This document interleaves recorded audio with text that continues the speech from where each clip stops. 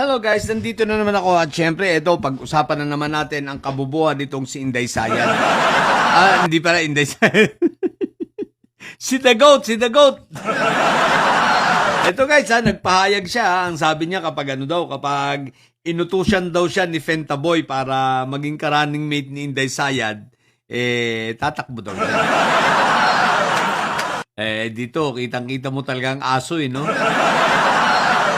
Tatakbo dahil inutusan at wala sa prinsipyo. Ibig sabihin dahil inutusan lang at hindi kusang loob at hindi niya gusto na maglingkod sa bayan.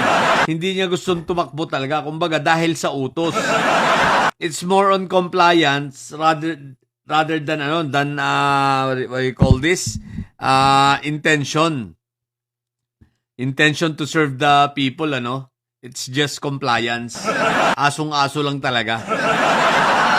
Ito pang malupit, pati ba naman yung mga prosecutor daw sa ICC, tinanong pa kung nag-aral ng batas. What the heck? The Goat, tingnan mo muna mukha mo. Baka gusto mong itanong sa sarili mo kung ikaw ba ay nag-aaral ng batas. Which is supposed to be, di ba? Na dapat ginagawa mo ang mag-aral ng batas dahil ikaw ay mambabatas. Ang tanungin mo ay ang sarili mo. Ang sinabi pa niya ay karapatan ni Fentaboy daw na tumanggi. Yes, totoo yun. Karapatan niya na tumanggi, hindi pumunta. Pero karapatan din ng prosecutor na questionin at hingin sa korte na sabihin na wag pumayag na hindi pumunta. So they both have their equal rights, Parehas silang may karapatan. Ngayon, ang magdidesisyon niya ay ang ICC. Ang tanong, ang ICC, pinayagan bang hindi siya humarap? Ang sagot, ang alam ko hindi pumayag ang ICC at pinaharap ngayon si Fentaboy. Bakit? Physically fit naman siya para harapin yun Diba? Kumbaga si Fentaboy gusto na lang magpalusot, nagbabaliw-baliwan na naman. Maliwanag ka ang findings kaya niyang humarap at kung may pagkabaliw man siya ay konti lang. Kunti pa lang, hindi pa sayad na sayad, At yung kanyang pagpapahid ng mga tae-tae sa mga gilid-gilid, ito yung pagpapanggap lamang ni Fentaboy. Di ba? Ang bobo lang nito ni Robin, The Goat na walang ginawa sa, kundi gumuya na lang. Walang ginawa sa Senado, kundi maggumuya ang hinayon. Anyway, ang kasunod natin puntahan, itong sinasabi naman ni Kati Buni. Tsaka ni Daryl Yap, mga nagbanta-banta. Tatakbo si Inday Sayan, nagbabanta pa, Humanda na raw kayo. Humanda na raw lahat ng mga vloggers, lahat ng mga politikong anti-Sayan.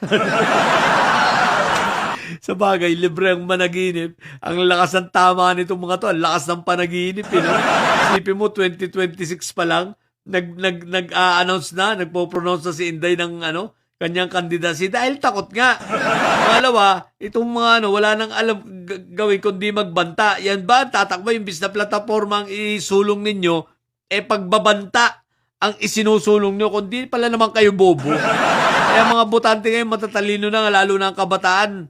Ang sinusulong nyo tawag nito, ang isinusulong nyo ay pagganti. Hindi imbis na plataforma pagganti. What the heck? Ang pangatlo, ito si Belhica na naman na bobo, si Greco. Si Grecopal. Sabihin ba naman na magandang tandem daw si Lenny at si Inday Sayan. Kala mo naman papayag si Lenny at papayag yung mga kampik. At Diyos ko, puro in your dreams. Iiyak na naman sa ngayon February 21 magkikita si PBBM at si Lenny. Baka na naman magsiiyak kayo, mga didilis. Huwag kayong iiyak Ito normal na ginagawa ng Pangulo dahil trabaho niya at titingnan lang naman niya yung flood control doon at kung ano ang pwede pang gawin para maisaayos ang buhay ng mga taga-Naga at maiwasan ang pagbaha. Kung ano na namang isipin ninyo. Sigurado mag-iiyak na naman ang mga ito What the heck? So ilang muna. Shoutout talaga sa bobong hinayupak na to si The Goat Sa mga bobong didilis dyan at may sayad manatili kayo may sayad sapagkat ang may sayad ay laging high blood. Bye!